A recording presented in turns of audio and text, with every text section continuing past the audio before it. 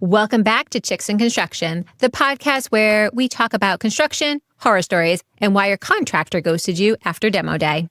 Today, we're kicking things off with a true homeowner nightmare. One of those it'll be fine projects that absolutely was not fine. We're also addressing the spicy comments. Yes, the ones telling Mickey to shut up. Which is ironic because this is literally my own podcast. Like, this is the place I'm allowed to talk. That makes sense, my guy? Of course it was a dude. And that's why this show exists. We're not here to hurt contractors' feelings. We're here to save homeowners from bad practices, bad advice, and that slow motion train wreck that starts with, my Facebook buddy can do it cheaper. If we can save you from one bad contract, one shady shortcut, and one guy that says, trust me, we've done our job. Let's get into it. Well, hello, and welcome back to another episode of The Chicks in Construction. I'm your host, Mickey Paradise, and this is my co-host. Hey, I'm Jessica Abreu. All right, today, listen, we've been chatting. I'm not going to say we burned up all our chickie chat, because if you've watched any of our episodes, you're aware that we have become masters of the chick chat. Like, we're here for it, a little bing, bam, boom. But we were talking before the pod started about a number of things. One of them, I feel like we have to mention. We're talking about how we don't have people deliver food to our houses. Never. Because we're not here for that level of shenanigan. I actually don't do it because Hector is more than pleased as punch, if you will, to go and procure the food.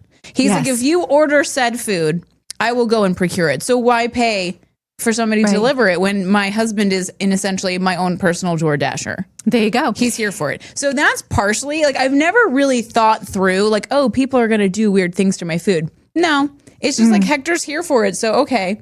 But then I saw that this woman is like being charged. Well, as she should be. 100%. Like 100%. But like, it's one of those things where it's like I've never committed crimes. I know I give the vibe of she's done time. Okay. Like, I get it. Like, I'm a lot. Mm-hmm. So I feel like it gives, you're like, yeah, Mickey's probably, she's been in the clink. I haven't been in the clink. I haven't done crimes. I don't think of crimes. No. Well, that's not true. That's not true. I do think of crimes. She just knows that she'll look bad in orange. I do. And I know that orange is not my color. It's not the new black, no matter what they say. So I just don't do the crimes. I do think about crimes, though. But I feel like spraying somebody's food with pepper spray, which is what we were trying to get to, trying to land the plane. This lady sprayed, she was like delivering food for was it Postmates or like one of the delivery companies? We won't call them out, but you can Google it. And she sprayed these people's food with pepper spray, and she's gonna do some pretty serious time for it. Like, it's like she was multiple, I think, felony charges because it's like assault. It is. Like, you don't do that to somebody's food or to people. You don't in general. But I'm like, first of all, why? Did they do a bad tip? Like, why not just lose the food or like, I would do crimes to the food if I was that mad. Not really, I wouldn't. But I'd think about doing the crimes. But like, I would do it in the car but this is why we don't do food delivery. Because like, think about what people could do to your food. No. I'm taking enough risk going to a restaurant and just from the window to where it gets to my table, the kitchen to the table, that is a dangerous zone. I know. Like, you could drop my burger on the ground and just be like, pick it back up. Yeah, you hit the brakes hard, the food goes flying. You're like, I'm just going to put it back in the container. They'll never know. Yeah. No. Like, I waited tables for way too long. I knew too much. I've seen too much. And I just, like, I go to restaurants knowing, one, I'm very polite because please don't do nasty things to my food. So I'm nice. Even if you're the worst, I'm nice because I know what you're capable of. I'm not here for it. But guys, I'm just not. Please don't do nasty things to my food. Now that I've said that, I'm probably just like inviting somebody to do nasty things to my food. That's okay. We're working on growing the subscribers. Please like and subscribe. Not that we mentioned it. It's free. It's free. You should do it. Yeah, you should do it. Yeah, so we're talking about that. We're talking about how we're not here for it. My husband learned, like, during COVID and that stuff, that the restaurant doesn't get all of the money. Like they get even less. Oh, I think I remember. And so we try to always call to order and stuff. So this way the restaurant, especially if it's a small business, is getting all of the money. Yeah, I mean, it's funny for Christmas gifts for all my clients this year, we got everybody beef. Beef. It's what's for dinner. It's what's for dinner. I'm like, Arby's, I have the meats. And when I was like delivering it, everybody was like, this is an interesting gift. And I was like, first of all, the price of beef through the roof, guys. This is the gift that keeps on giving. But then it's like, so one of my clients owns a beef farm in Clayton. And so I'm like, I'm supporting small local farmers. I'm doing like, this is just, you're just doing all the things. I'm doing all the things. Please give me more work. Remember me when it comes time to award contracts, please. Love it. We'll see if that pans out. Yeah. So today we have a homeowner horror story. I cannot say enough how much we appreciate you guys sending in your homeowner horror stories. Because listen, I know that part of the purpose of this podcast is because I'm a narcissist and I love to hear myself talk. Let's just be honest. I get that. I know what I'm working with. But the other part, like the real reason why we're here and doing this is because homeowners have really bad experiences with a lot of homeowners have, not all, but some homeowners have really bad experiences with their general contractors or just with working anything to do with their home, any kind of home repair. And so I've been in construction for 20 plus years, if we're being honest. And the stories that I don't even know how that happened. Don't get me started on that. The stories that I hear are wild, just wild. And so the entire purpose of the podcast really is to help you, the viewer, to understand a little bit more about what is happening in construction. And today's story is the perfect example because this person, they're from, I think it's Minnesota. Yes, Minnesota. So they're from Minnesota. And the entire theme of the story is, I didn't know. So what we are trying to do, whether we effectively do this or not, is debatable. Oh, that's one thing we were talking about before is some nasty comments. Oh, yeah. Please, I am here for your comments, but understand game what recognizes you give game. is what you receive. Exactly. You come for me. Yes. I come back. If it's a nice you want comment, to have a little back and forth with Mickey Paradise, get in that comment section. Yes. Because I'm here for a little shenanigan. Like, I love a little spicy comment because I'm going to come back with a spicy comment. We can just do spicy comments all day long. I'm here for it. I prefer the nice ones, but I'll take your spice. I can handle your heat. Yeah. And if you do give a spicy one, she will respond to it. Yeah, Jess is not going to respond to the I am not going to spicy respond ones. to that because Jess is like, no. Like, No, you come spicy. Jess is like, Mickey. this There's a comment for if it's you. something nice, I will respond to it. Yeah, Jess is like, oh my God, thank you. So she's the nice one. I'm the mean one. I feel like that. I don't need to say that out loud. I think that people would just know. Yeah, they're like, obviously Jess is the one we want to deal with and Mickey's the one we have to deal with. Sorry about that. No, that's not true. Oh, it's fair. It's fair. That's how it is at work. Everybody's like, oh, Mickey, but Hector's great. And I'm like, that's fine. You think that's not by design? Yeah. Please don't call me unless there's a real problem. Unless you're on fire. Yeah, 100%. So anyway, back to what we're saying. Landing the plane.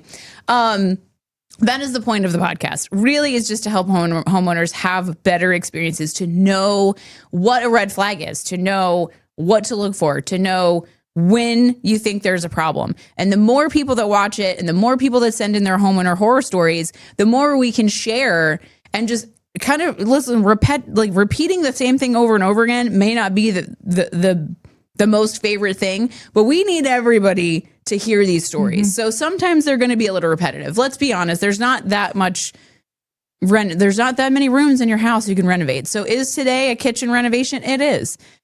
Are some of the themes the same? They are. Why? Because dirty contractors be doing us dirty in the same way over and over again. And the point is to read the story, to let you know where the red flags are so that you, when you're going through whatever experience, you know, spidey senses kick in a little bit sooner. That's what we're trying to do. Yeah. That's what we're trying to do. Because as a homeowner, I had no idea. Like, I know so much now that I'm like, oh, if I had known this 4 years ago, I would have saved myself so many headaches. So it's really... It's working on Jess, guys. Like and subscribe. Here we go. Listen, if you don't catch it the first time, you'll catch it the second time. Okay, we're not going to stop. You can send in all your kitchen nightmares. We're going to read them because even if the story is the same, it still needs to be talked about. We're giving all of you this. We're trauma bonding over your horrible experience. And we're sorry that you had it. We are. I mean, and honestly, that's the whole point is we just want you to not have these experiences. Like we just want people to know the questions to ask for, to know the things to look out for. And the more people we can share that with, the better. So that's what we're trying to do, y'all. That's just what we're trying to do. That's what we're trying to do. So now we're going to hear from our homeowner in Michigan. And what we're going to do, we're going to do it a little differently. Normally we read it and I'm like, jump in. But thanks to a little spicy comment we got, I am going to try. She's going to try real hard with all the tries to just let Jess finish because we do read your comments. Okay. We do. And we take them to heart. We do. Even the spicy ones. I'm like, you know what? That was rude, but I do hear you, sir. Because always a man. It's always a man on the Chicks in Construction podcast YouTube page being like, oh, she talks a lot. One guy commented on one. And I will say, the video with, was it Maribel? Mm-hmm. The plumber. She's amazing. We're going to have her back on. She does deserve a redo. That one got the most spicy comments between the actual video and the shorts. We triggered a lot. Not Jess. I triggered a lot of people on that. So somebody said something like, this should come with a trigger warning. And I was my God. That's why I didn't respond to it. Because I was like, sorry about that. You're not wrong. It should come with a trigger warning. Consider this that. Like, you've been warned. You've been warned. We're still here. So we're going to let Jess read it. And then I'm just going to kind of go through and give you as a contractor, the things, the thoughts, the red flags, the moments where you should like, ooh, that was a moment. Yes. So we're going to let her read it. So Jess, if you would, let's see. With your best teacher voice, clear the voice. We're ready. We're ready. I'm a homeowner in Minnesota, and this is honestly still hard to talk about because it was one of the most stressful things I've gone through with my house. So I should also say this is a male that Thanks, wrote this dudes. in. Appreciate you. Awesome. Love it. We're here for it. I decided to redo my kitchen because it was outdated and just not working for us anymore. The cabinets were old, counters were worn out, lighting was bad. Nothing crazy. I wasn't trying to do a full gut job. My budget was about $30,000, and I really thought that was reasonable for a kitchen upgrade. I found a general contractor through a local Facebook group.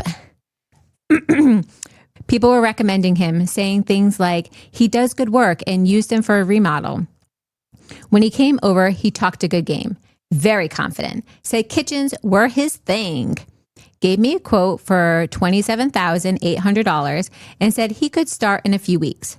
Monday morning quarterback here. I didn't think to ask about a license. I honestly didn't even know that was something I needed to check. Now I know better. We signed a contract, but looking back, it was pretty basic. 1 page, no real details, no timeline, no start date. Oh, sorry, no timeline, just a start date and a price. He asked for 50% up front, which came out to almost $14,000. It felt like a lot, but he said this was normal, and so I went with it. Demo started, and that's when things started to feel off. Within the first couple of days, he kept calling me over saying things like, this isn't good, or we didn't expect this. No. Once they opened the wall near the sink, he said there were issues with wiring and moisture. I don't know anything about that stuff, so I trusted what he was saying. That's when things started to cost more and unexpected charges came. First one was for electrical. He said the kitchen couldn't handle new appliances and needed upgrades. That was an extra $3,200. Then plumbing needed to be adjusted, another $1,600.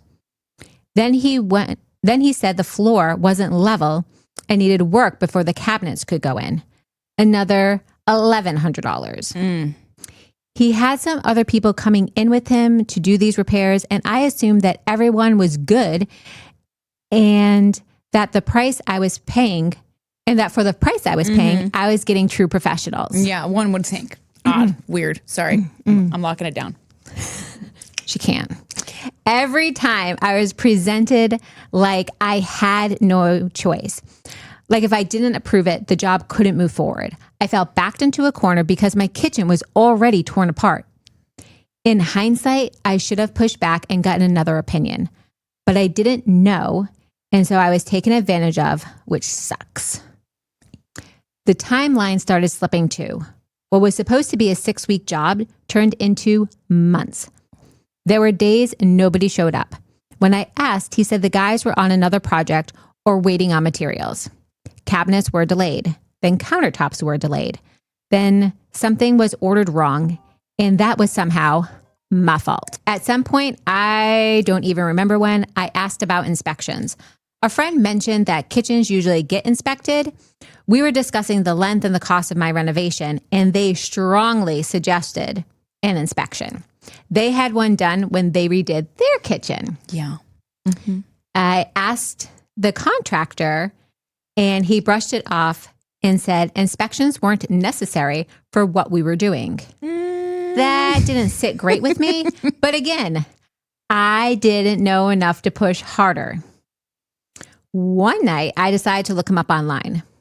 I'm assuming that like something bad happened that day. Yeah, she got a spicy, or he got a spicy text, and he's like, okay, that's it. I'm taking it to the web. Sorry. I couldn't find a license under his name or his company. I called the state to double check. They told me he was not licensed in Minnesota. That's when it really hit me. I felt sick. I had already paid him over $20,000 at that point. I confronted him about it, and he got defensive right away. Said he didn't need a license and that everyone does it this way. After that, communication went downhill fast. He stopped answering calls and would only text short responses. Eventually, the city got involved after I called them myself. An inspector came out and said some of the electrical work wasn't safe and needed to be redone. That was terrifying to hear. I fired the contractor and had to bring a licensed company just to fix the mess. I spent about $4,500 fixing electrical, plumbing, and correcting things that were done wrong.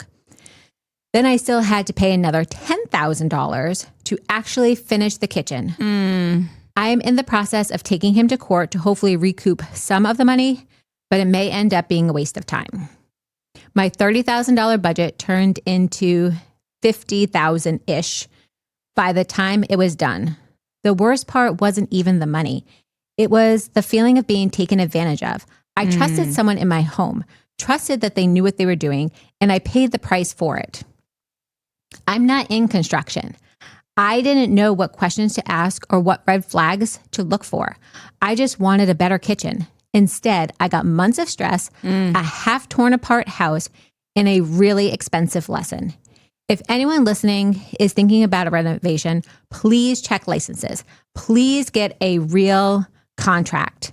And don't assume someone knows what they are doing just because they sound confident. I wish someone had told me that before I started. And that's why we have this podcast. We're trying to tell you these things before you get started. Okay. Yeah. So, okay, let's start. All right, we're going to break it down. First things first. I'm the realist, just kidding. I mean, I am, but that's not the point. First things first. I think one of the most reoccurring themes in our homeowner horror stories that we get is sourcing your general contractor or anything like roofer, any kind of anybody on Facebook. Plumber, handyman, I feel anything. like there's only been one homeowner horror story that they sourced the person. I mean, they were still writing in because they didn't have the best experience, but it ended okay. Only one out of all the stories we've gotten didn't end terribly when they sourced them from Facebook. So I don't know. I'm not a statistician. I don't even think I said that word right, but you know the word I mean. I don't know what the statistics on 1 out of 78 are or how many we've received, but like it ain't good. That ain't good. Facebook is not the place to go to look for trades. You can start there. Like if you want to put a Facebook post out there that Just you're does looking this a for lot. somebody. She's a user of the Facebook. She works it, but do. there's a system. You Yes. can't just stop there. You have to look at their name and their company name and then go look up the license. Yeah. Go to Google and Yeah. see if they have a business page, a website, see Yeah. if they have reviews. Make sure that the reviews are recent. But really, like, go and make sure that they have a license, especially if it's for a general contractor, because I can tell you there are plenty of people that God. call themselves a general contractor that are not licensed. And they will tell you that they don't have to be because, the job is under $40,000 or whatever the cap is. So here it's 40,000, and they're right? Like, so But not if they're doing a technically, kitchen. right? Like, so here's the thing. That's the other piece to it, right? So like, one, don't stop your sourcing at Facebook. Like you can do more research. You can go to Facebook to as a starting off point, but you have to like go outside of Facebook, get on Google, this all has to be checked. And this is the number one mistake that people make, is not checking before they hire somebody, before they're under contract with somebody, before they pay that deposit, whether they are actually licensed. And so that is a huge thing. Whether, it's hard, right? Google reviews are weird.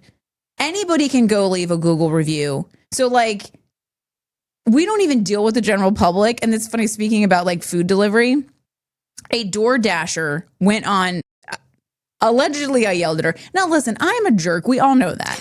I'm total asshole. I know that. But like only if somebody's done something like to you. Like you bring it, I'm gonna bring it back. Like we can volley. We can do You a little receive what you give. tennis match of like assholery. I'm here for it. So it's like, I'm well aware what I'm capable of, but I do really try, like anybody who's delivering anything to me, like I always try to be very polite. Like we love our Amazon. On my FedEx guy, I love this guy. He has to put up with my dogs. So I'm just like, Merry Christmas, here's money. Sorry about that all year long. See you next year. So I try. But like, so this woman claimed that I had been mean to her and she ended up getting fired from whatever delivery company it was, because it's a major violation of their agreement, because essentially they give these strangers all of our contact information and they're legally not supposed to use it for anything. Well, she used it to search my name, found my company, and left my company a bad review because I apparently yelled at her. And I was just like, people are wild. And the funny, craziest part, Google wouldn't take it down. She admitted in the response, which she did eventually delete, I think after she got fired. She admitted that, it was an interaction she had with me, not with my company.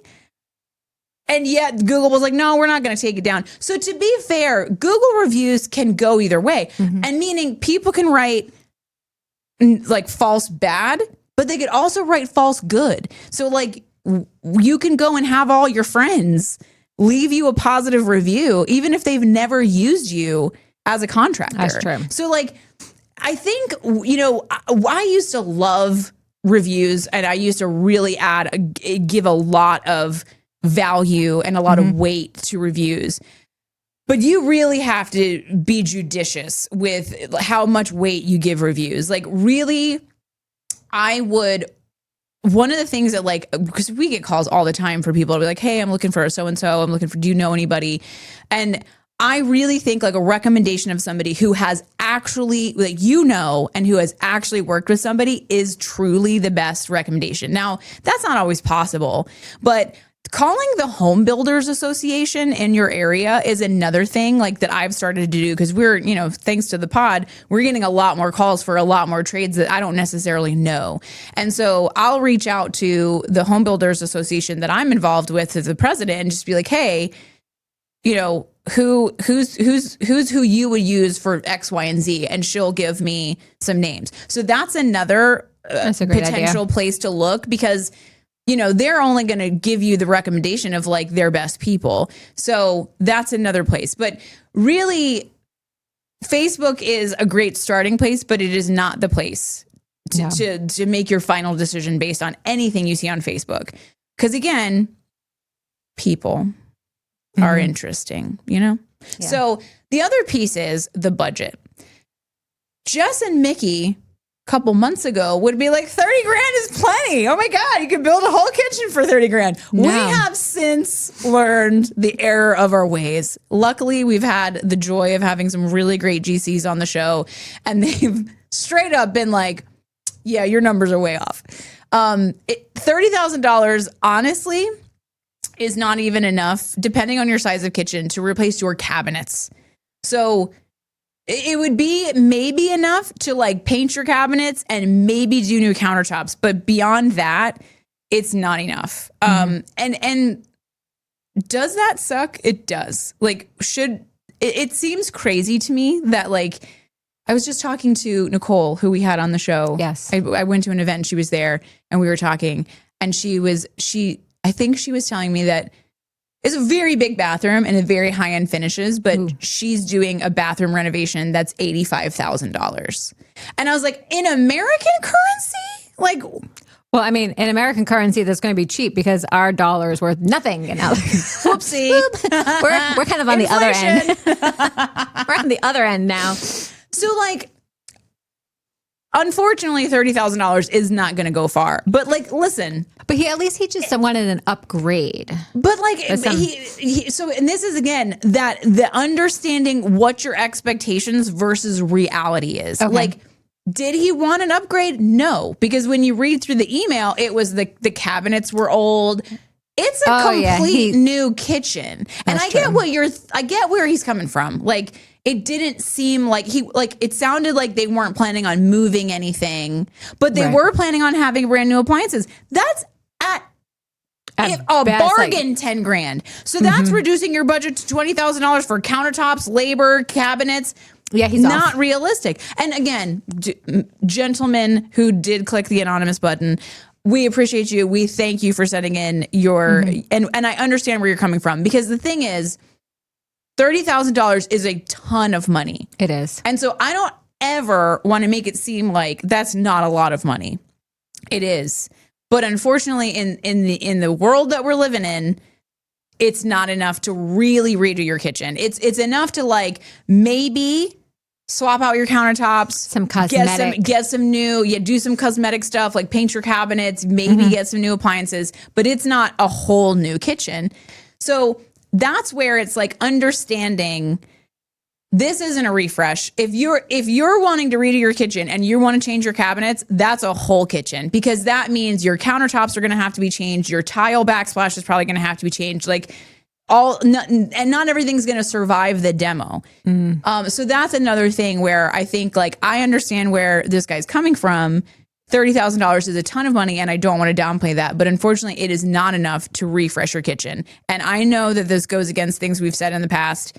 Mistakes were made. We're sorry. We're sorry. We're doing the best we can. And also, I noticed that he didn't get multiple bids. So, like, we will tell you over and over again, you need 4 would be great. Yeah, 4 is the ideal number. 3 is the bare minimum. 3 at the minimum. And so that's another mistake. Good catch. I didn't even notice that. Obviously, getting multiple quotes. And I would say anybody who comes to your house to sell you a kitchen is probably going to come pretty confident.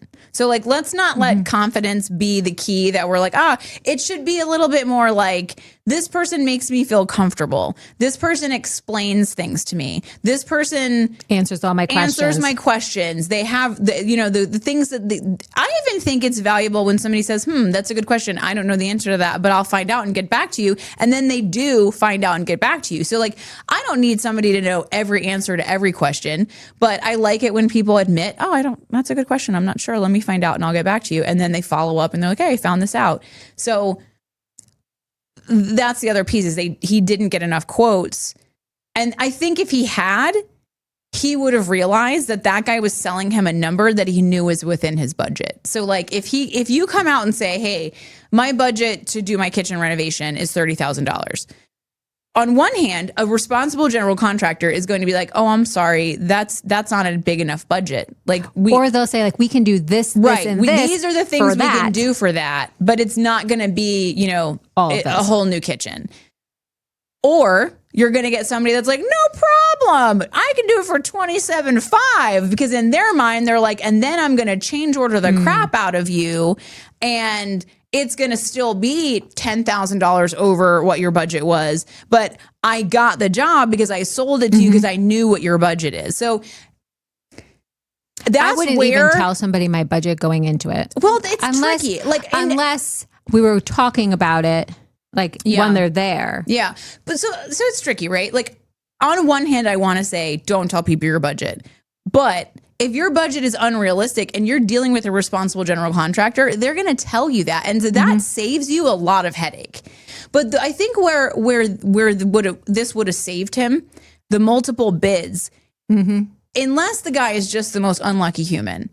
If he had found 3 or 4 different GCs to give him a bid, he would have known that 27.5 was way too low.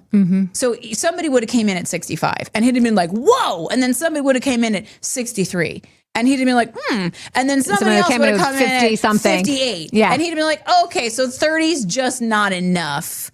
That's not the real number. And so that's where like the importance of getting multiple bids is really important. And that's why you want 4. Yeah. Cause like 3 is great. It gives you like a low, middle, high.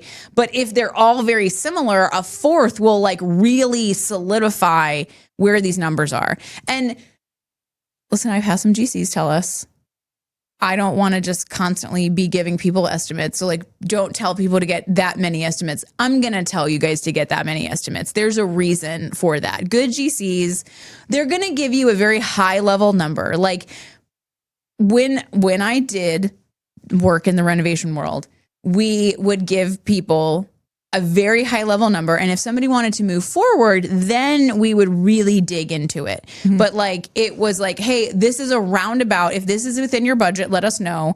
And these are the things that you would get for that amount of money. If you're into that, let us know. And then we would do a feasibility study. So like somebody would come to us and be like, oh, I want to finish my attic. Okay. This is roughly how much it would cost. If you like that and you want to move forward, then we would do a feasibility study where I would charge for this. And it was something that they would get that they could use with whoever they were going to use as their GC.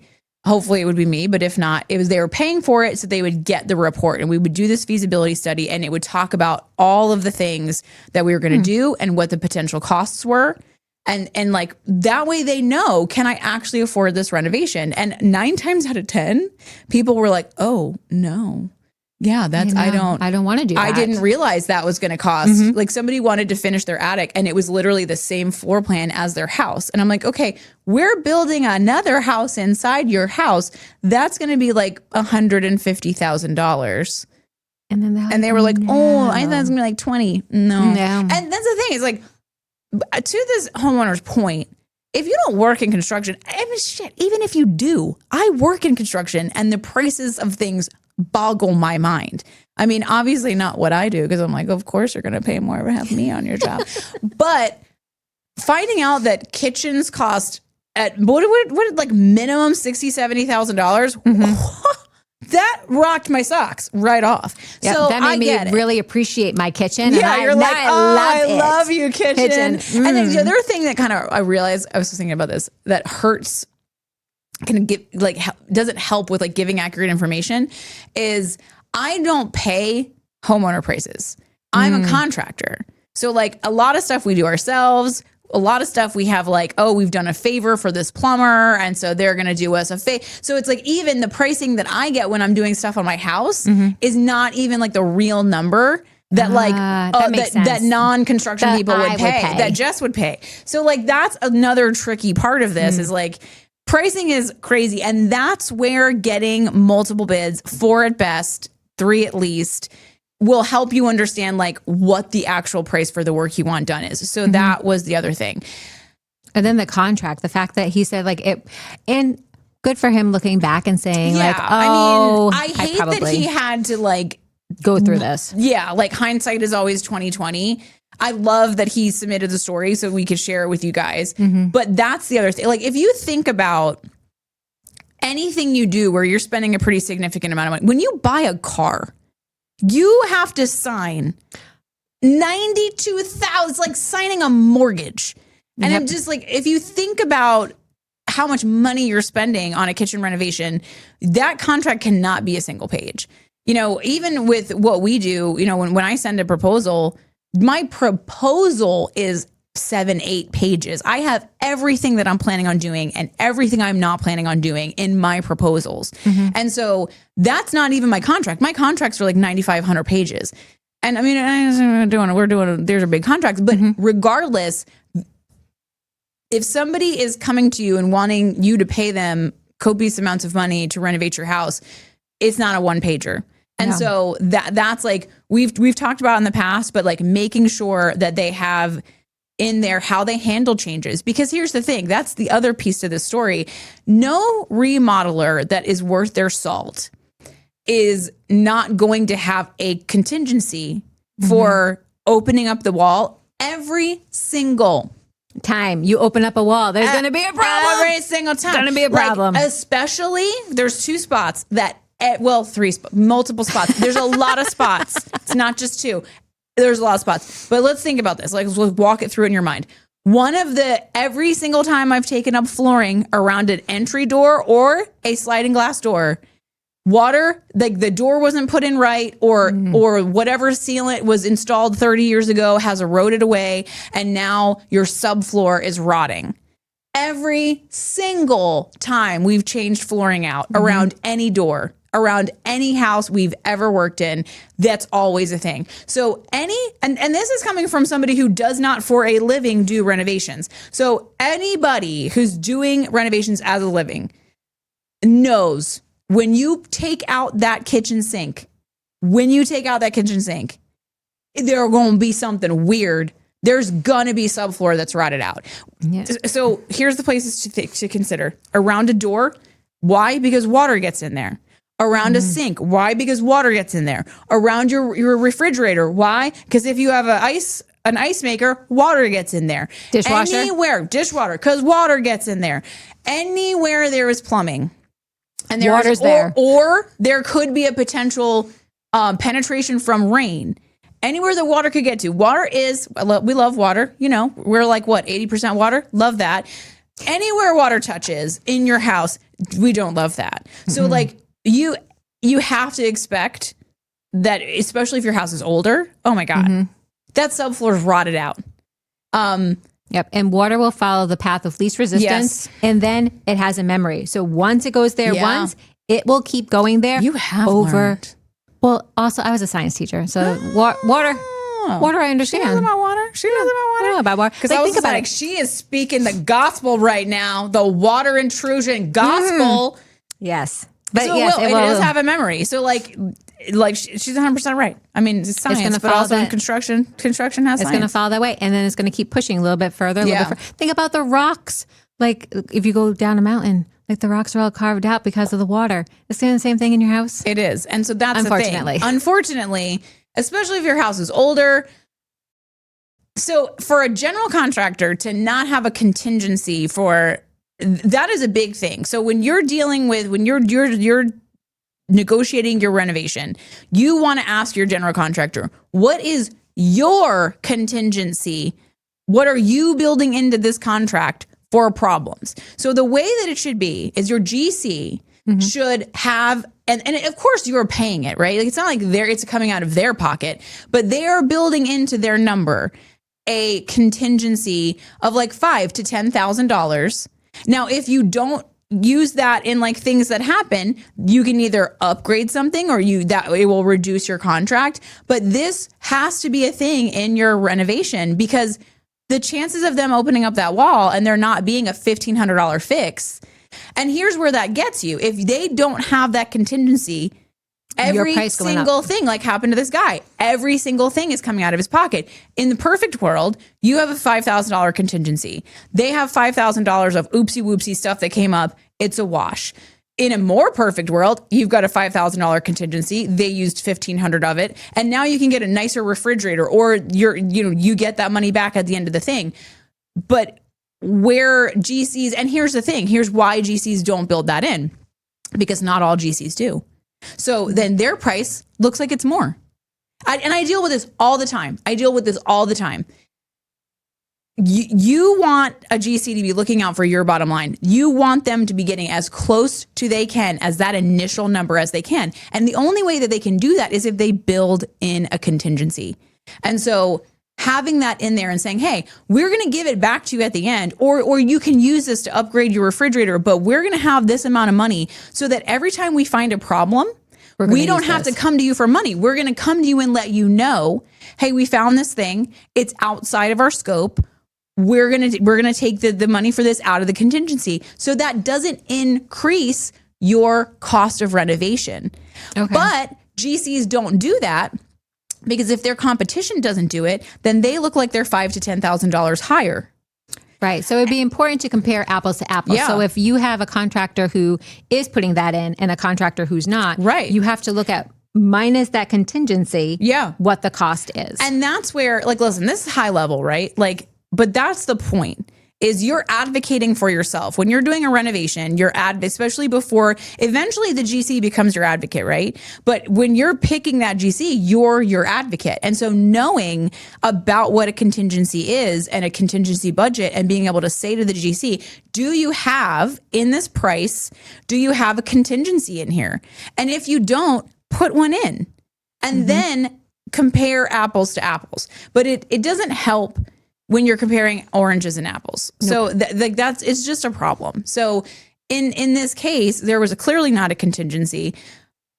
Every time he had a price, anything came up, which again, can't stress this enough. There's always going to be something, like literally always going to be something. So for a general contractor that specializes in kitchen renovations to not be like, hey, we're going to build in a X amount of dollar contingency because more than likely we're going to open up the walls and there's going to be some subfloor things or there's going to be some framing issues or who knows.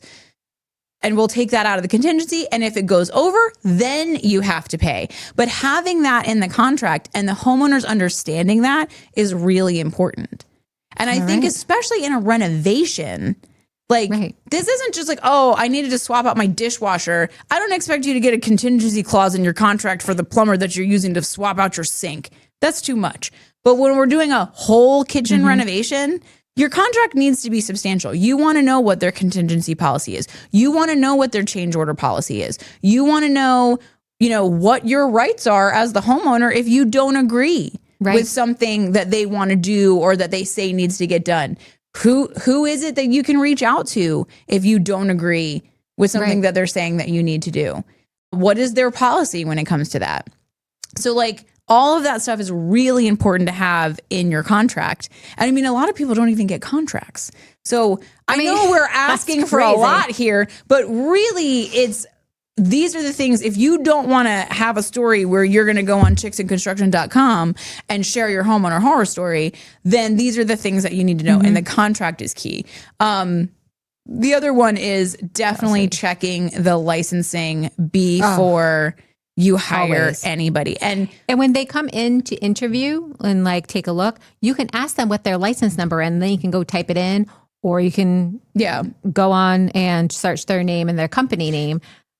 And honestly, I think asking them for their license number is the move. If they don't give it to you, then they don't have it.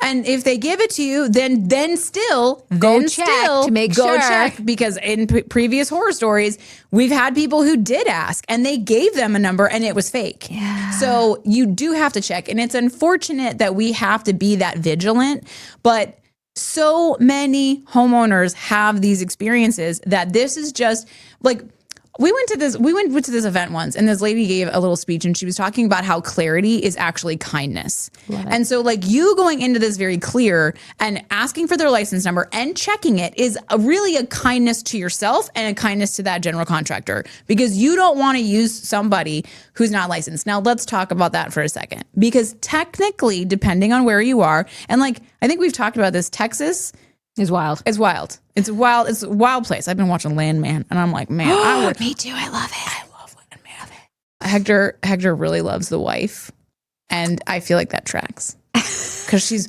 batshit, and I'm a little and I said to Hector, I was like, I know why you love that woman, and he's like, why? And it's because I'm a little crazy like that. He goes, babe, you're not even close, and I'm like, but I'm a little close. I just don't. Not when she Yeah. She's not, and she her doesn't body quite is a throw, you don't wonderland. throw, I don't see you throwing plates. No, I'm over not a your plate house. thrower. Like I love a little hot moment, but I don't get crazy. Like I also don't cook. So, right. we digress. So there's certain places where like the rules are different. So you need to know what your local like requirements are. Like some places you don't need a general contractor's license. Some places you do. Some places there's a threshold that triggers that. And so that's where like technically if this guy were to be in North Carolina, technically because he was only under contract for $30,000, he technically did not need a license. But here's the difference. A license is not the same as a permit. So just because somebody doesn't need a license to do a certain project does not mean that that project does not need to be permitted. And we have talked about this, I would say ad nauseum, but again, repetitive is the spice of life. So we're going to keep repeating it. Permits for any addition that you're doing to your house, for any time you're, and again, this is different state to state, but you know where it's not different? In real estate. So if you make changes to your house, major changes, and you don't get permits, you cannot necessarily sell that you're get the money back for that space, for that change. So getting permits, and again, I can't say this enough, guys, a permit protects you. An inspection protects you as the homeowner to make sure that that work is done properly, that is to code, that it is how it's supposed to be. So it is a pain in the ass. I'm not going to lie to you. I'm not going to lie straight to your face. Okay. I'm going to tell you true. It is a pain in the ass. You have to pay for the permit. You have to pay for like the inspection. I think is a re-inspection is something you have to pay for, but you have to wait for the inspector. It's a whole thing. It is annoying. I'm not going to lie. It will slow down your time frame, but just a little bit. A little bit. I mean, here they have rules. They can't go past a certain amount of days. Like they have to show up, or you can get them in trouble. I wouldn't recommend it, but you can. It can slow you down.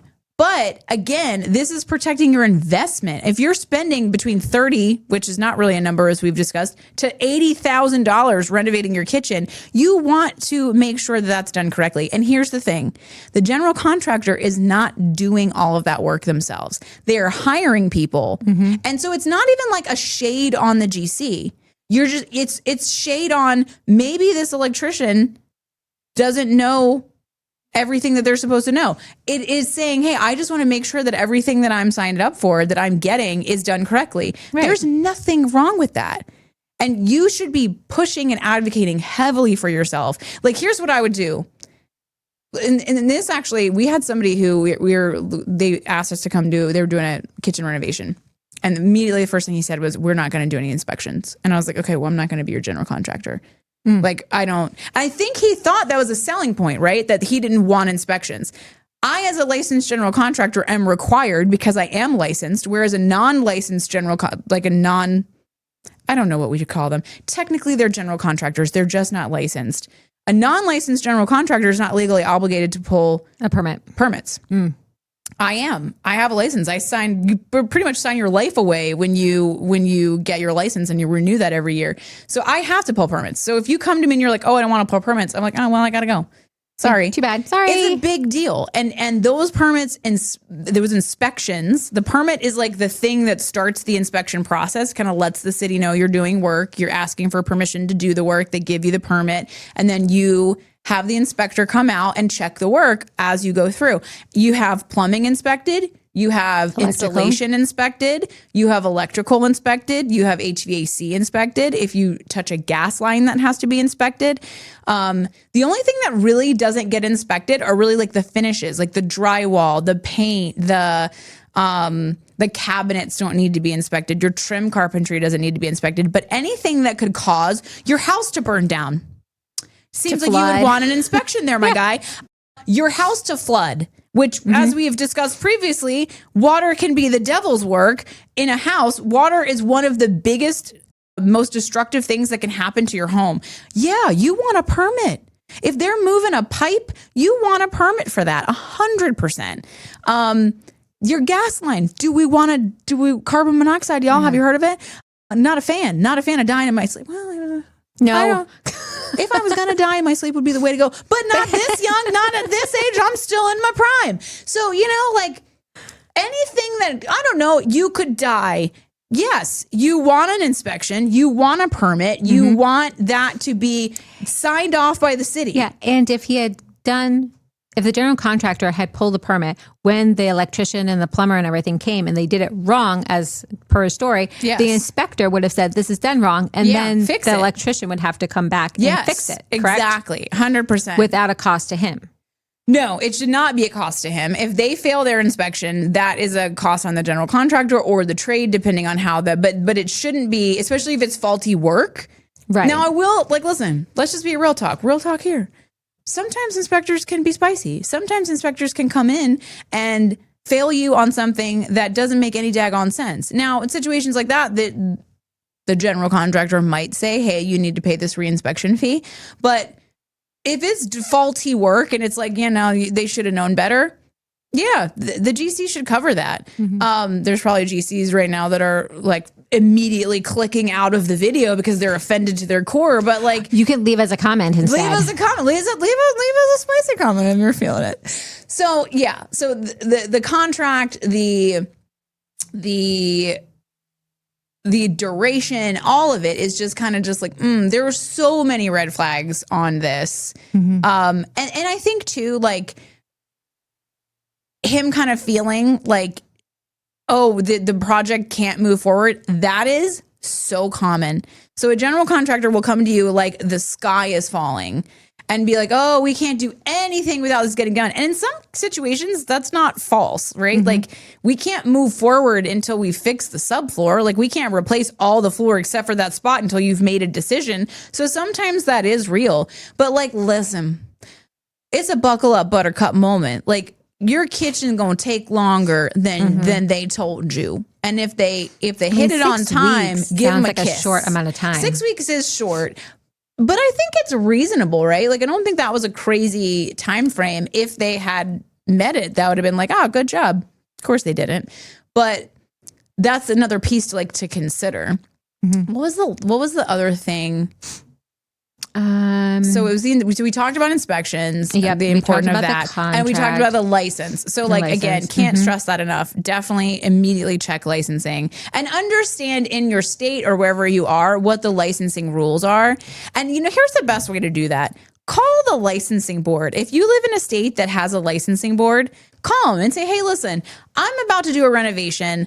I don't understand how permits work. Call your licensing board. They're happy to help you. The licensing board wants you to know what the requirements are. They want you to use somebody who's not going to screw you over. They want you to have a good experience. So they're happy to help you. Call your licensing board. I will say probably, depending on the town and the size of town you're in, calling the permitting office, they're going to help you when you're in crises, like when things have gone horribly wrong. They're going to be like, oh my God, yes, they're clacking on their keyboard. They're writing it all down. But when you call and you're like, hey, I don't know how this works. They're like, Google it. Because they're busy. They're just they're not here. They're like, that's what the internet's for, ma'am. And I'm just rude. So that's another thing. There are resources. Reach out to those resources. I can't stress that enough. At the end of the day, the guy ended up paying probably what he was going to pay that regardless whether he finished with that general contractor or not. Ended up for having to redo a bunch of stuff. Plus, yeah, which he still is under. It's still a great price. I hope he likes his kitchen. But I think the thing to factor in, it may seem like a lot of work right now to do all this legwork and to learn what the requirements in your area are. But at the end of the day, right, the thing that he said that bothered him the most was not, how much it cost. It was the feeling of being taken advantage of. And so how you combat that is by doing the legwork in the beginning and to make sure that you're using somebody who their track record is good. Their track record is they don't take advantage of people. Honestly, it still can happen. But at the end of the day, you did everything you could. And, to this guy's credit, he was very clear, he didn't know any better. And that is why we are here. Homeowners don't know any better, but they do now, thanks to Chicks in Construction. So thank you guys so much for watching. We hope that this, we're repetitively beating these things into your heads. It's real. All of these things are really important. And we hope this helps you. As it's new year, new us. Lots of people are looking at getting a new kitchen, a new bathroom. Factor these things in. Make sure you're checking on these things when you're considering hiring a new and it's just going to save you such a headache later on. It's more legwork up front so that you have a smoother renovation process. Yeah. You'll thank yourself at the end. You honestly, you will. You really will. Especially when everybody's complaining about their horrible stories and you're like, oh my God, I went to the Chicks in Construction and I had a great experience because I listened to what they said. So that. So if you are watching and you have a great story for us, we would love it if you would go to chicksandconstruction.com and share your homeowner horror stories. It is so beneficial to all of our audience that is growing because everybody's liking and subscribing and leaving spicy comments or nice comments, either or.